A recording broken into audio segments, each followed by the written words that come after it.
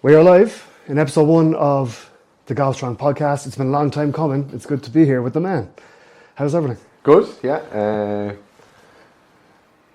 Sorry. Where am I supposed to be looking? Anywhere you want, like. All right. Yeah. Well, actually, directly at me. Right. For the entire podcast. No, I'm only joking. Wherever, bye.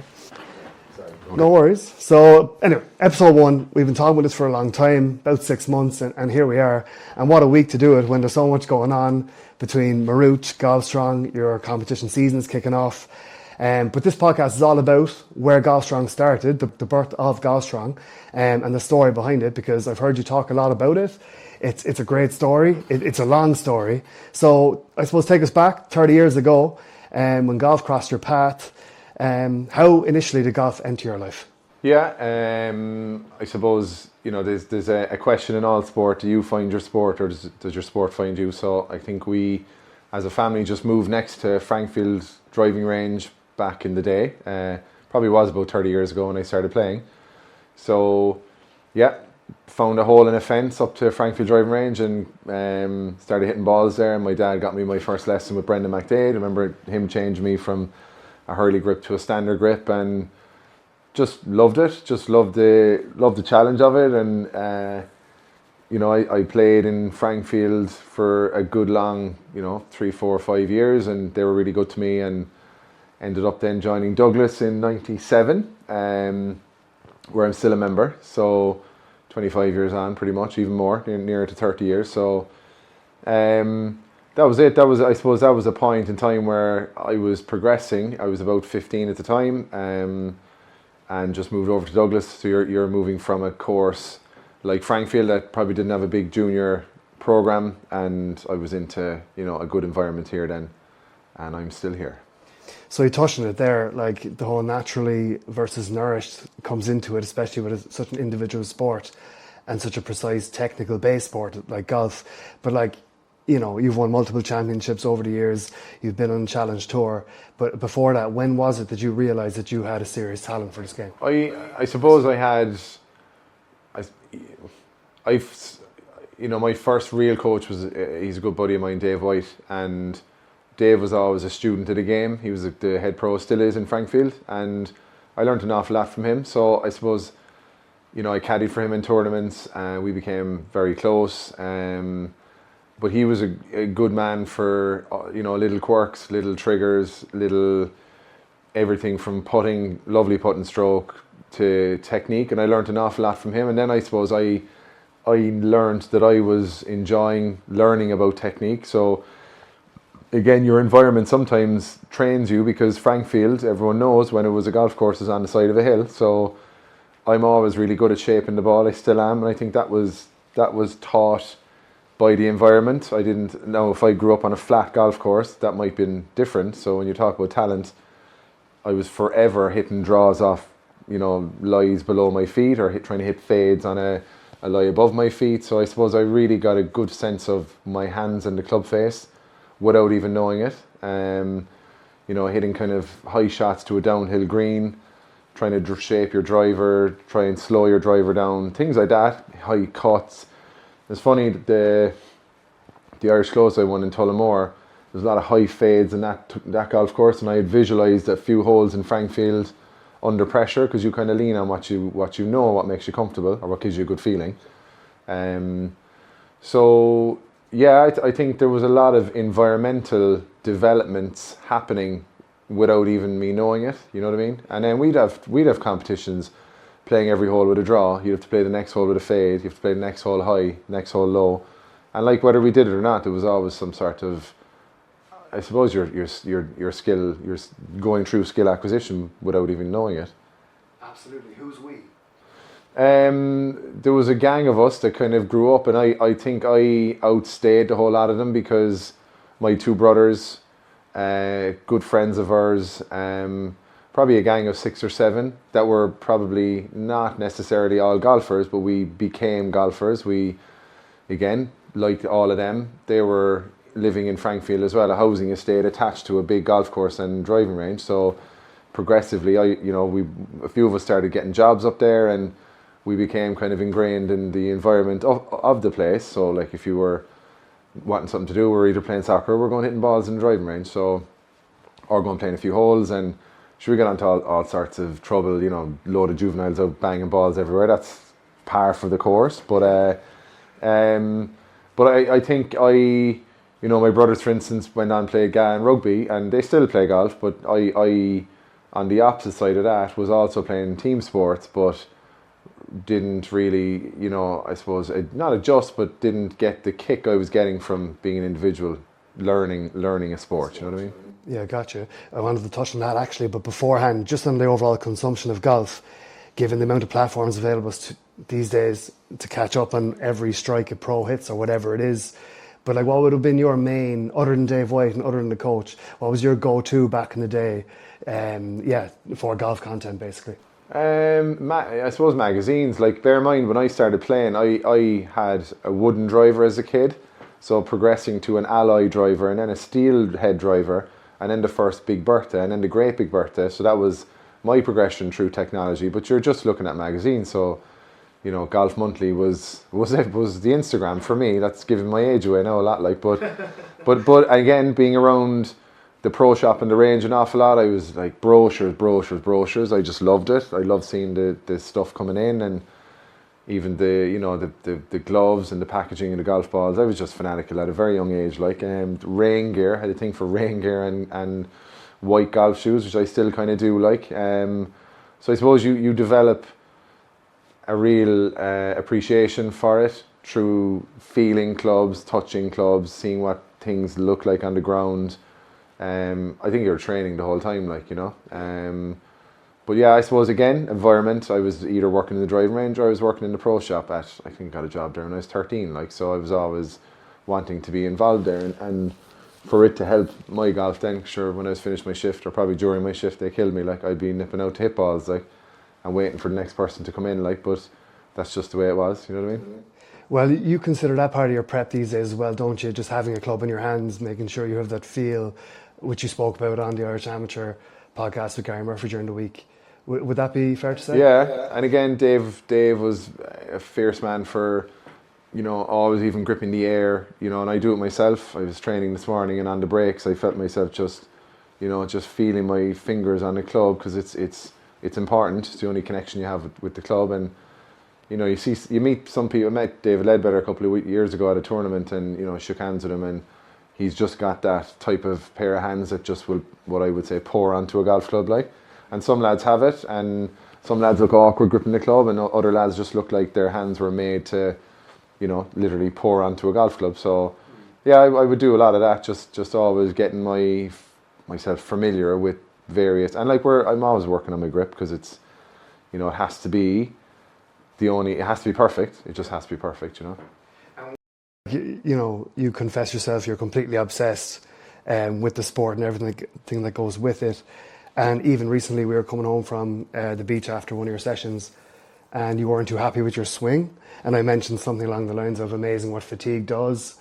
But, you know, you brought it back. You had a session the next day then, and you just, I suppose, refined and honed and, I suppose, greased the groove of that swing again. And you showed me down. You're like, no, it's not. It's just that I didn't have the right feel at the time, whatever it was. Can you just get into that? Yeah. So I know my tendencies extremely well, I suppose, from learning more about biomechanics over the years myself, and learning about my own movement, and learning about technical as well, and mixing all that together. So I know exactly where my club, particularly my shaft, needs to be, and if it's somewhere else, I'll struggle. I just won't be you're just not as confident in where the ball is going. Now, some people might say, just get up and hit it, that's fine, but I'm not wired that way. I need to know exactly where the club is and see it. So my practice style would be pretty much videoing every shot, and I go back and I look at every swing, and then I might, if I'm happy with that, I'll drive my coach bananas. I'll send Noel Fox the video straight away. You know, he'll come back, in fairness, and he'll say, yeah, like recently, he was like, yeah, best ever. And so I take a lot of feedback in that, because we've been on a long journey, which has had great successes and a lot of disasters, but it's always trying to fine tune where the club is at, because it's, you know, it's won and lost for me in my backswing. So when I get my backswing, which is a very hard thing to do for me, maybe not for everyone else, but I find it really hard to get my backswing in a repeatable, strong neutral position, that everything in through the ball is easy for me because I tend to feel I move well, I have good mobility, so the momentum through the ball is quite easy. It's like throwing a stone or skipping a stone, but bringing it back, winding up the catapult for me is the challenge. So when I've done well and I look at my swing, it's always, yeah, that was pretty good, you know. It kind And you know immediately. Yeah, you'd have a good, yeah, I can feel it. I can feel it because it becomes more ball to target then, you know. You can kind of take yourself out of the technical bubble and just play, you know. Yeah. And is there, for me, is there a balance basically to videoing yourself? Because, you know, now I'm a freaking 20s handicap or whatever it is, and my early extension is there, and I find that gets me. If, you know, when I am playing around, if I do video myself too much. Now, I suppose the opposite of that is when you actually do see a slight improvement that can help build your confidence and so on.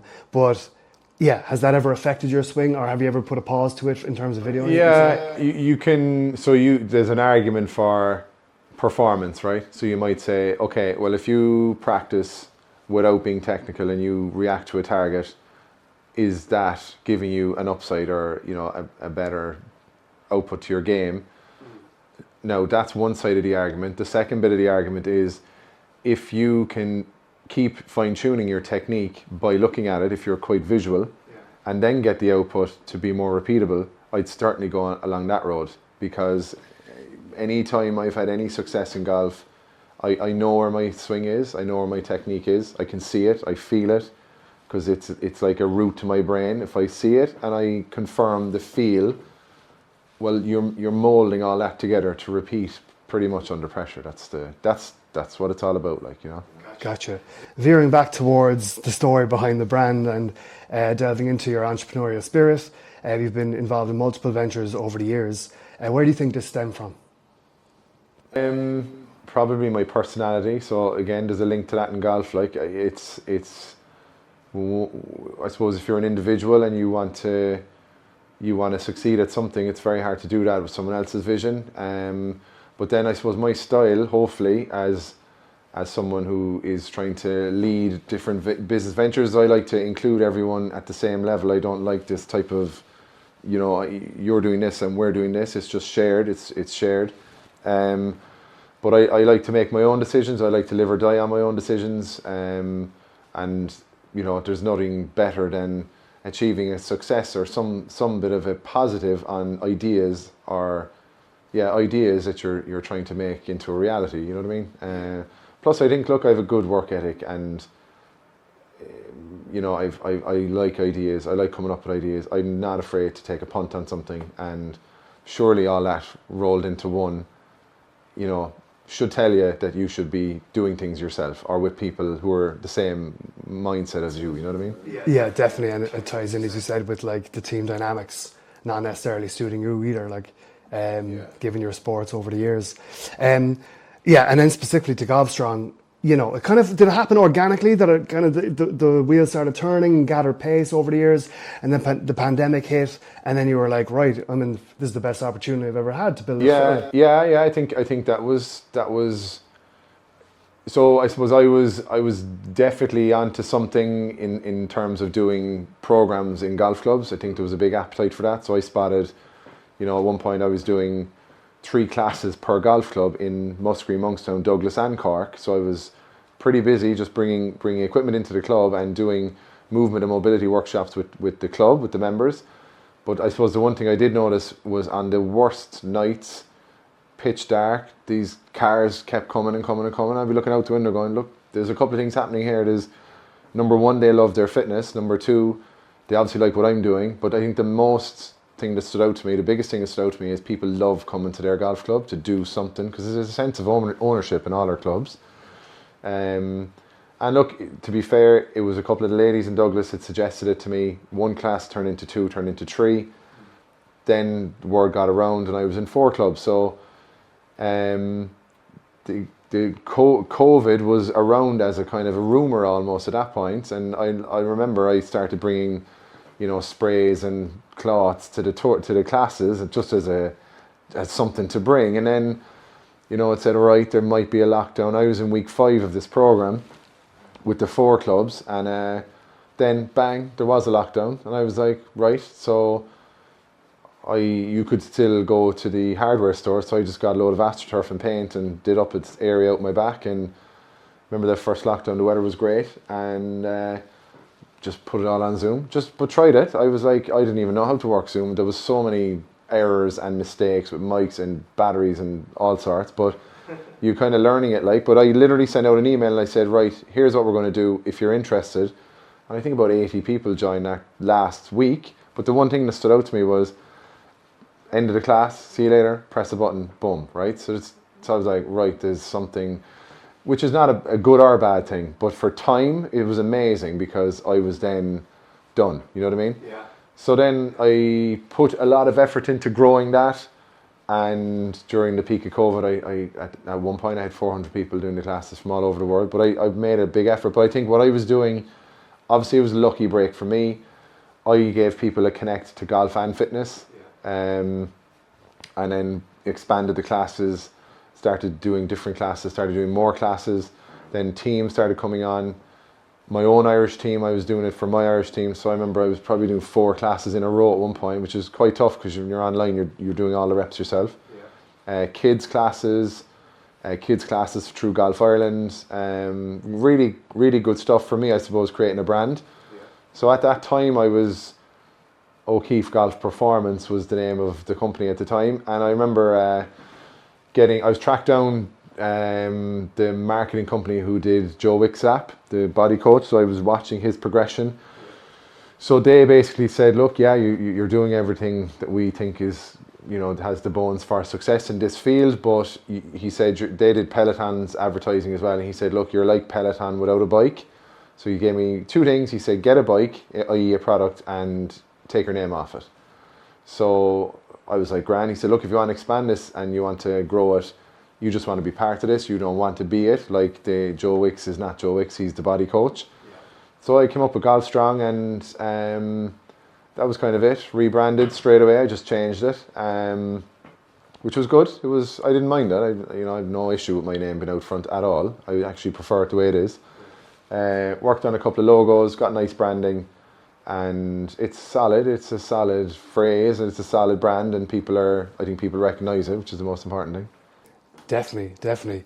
And literally going from strength to strength, like the fact that we still have our online classes, people coming in the door, which is a mad experience for a coach. But like from that communication point of view, that must have really helped your coaching as well, refining your thoughts and how to deliver movements, especially when you're behind a screen. Because I always find it easier in person, yeah. Especially even from the energy they give off and so on. Like, would you? Yeah, totally. Like, there was what a learning for me, because at one point you're doing a class with X amount of 100 people, which is a good buzz at the start because, ding dong, people are flying in. At the time, without even knowing it, I was probably building a community. So I would open up the class maybe 20 minutes beforehand and share all the chats about what's going on, and people were having great old chats, like even without me. And then at the end, I'd leave it open for 10 or 15 minutes and more chats, and there'd be questions. And but I suppose what you kind of learn is you learn how to communicate fairly fast, because in an online class, you have to have there can't be any silence. Like, you have to keep talking your way through each rep, what you're doing at a nice pace, not too loud, that people are with you the whole time. And I think the big thing for what we do is relating a golf movement or swing fault back to an exercise. So particularly in COVID, that was huge, because people were hitting balls or swinging clubs out the back of their houses. So I might say, look, if you have this swing fault, the next 5 minutes will be for you. So a lot of people in that class would resonate with them.